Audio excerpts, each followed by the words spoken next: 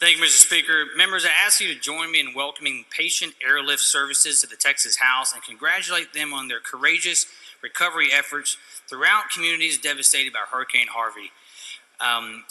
This group, Patient Airlift Service, or PALS, also affiliated with Operation Skyhope, were unbelievably cooperative, phenomenal humanitarian efforts all throughout Southeast Texas and Texas during Hurricane Harvey. I cannot go into detail. I'll be here all day telling you what they did for my community.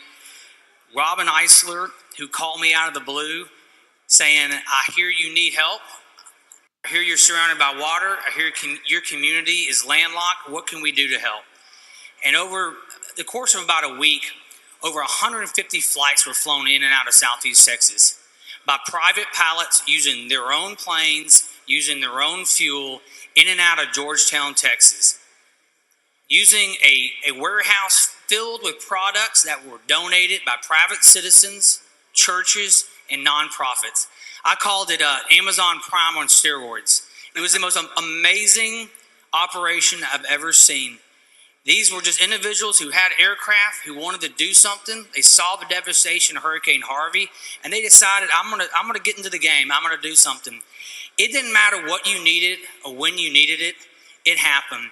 I had an infant in Bridge City, Texas, that needed a certain type of powdered milk. She was allergic to everything else. She was less than a year old. Within 2 hours, cases of that were delivered to Orange, Texas Airport. And that young baby had enough formula to make it through Hurricane Harvey. Orange, Texas, the whole county was completely landlocked from the north, the south, the east, and the west. If it weren't for those 150 flights, and I don't say this lightly, I truly believe that, and I tell Robin this all the time, there were body bags that were unused in Orange County because of this group. They were unbelievable. I had a lady call me and say, I make the best apple pies in Orange County. I want to feed all these DPS officers in town, but I don't have any apples. We're out of fresh fruit. It had been a week. No trucks could get in. 2 cases of apples come flying in from Georgetown, Texas, to make apple pies for our DPS officers. They're unbelievable. My wife was, she evacuated we lost water. We didn't have fresh water for more than 10 days in Beaumont, so she evacuated to Austin to stay with my sister, and she went by the airport in Georgetown, Texas to see the operation. Goods did not even hit the ground. They were off in a plane headed to Southeast Texas before those crates could hit the concrete. That's how phenomenal, and it was all done completely on their own dime. There was no cost associated. We kept waiting for the bill. When's the bill going to come? It never came. We had a hangar in Orange County full of diapers, full of water, full of medication, full of vegetables, full of fruit, you name it, clothes, all flown in by PALS and Operation Skyhope.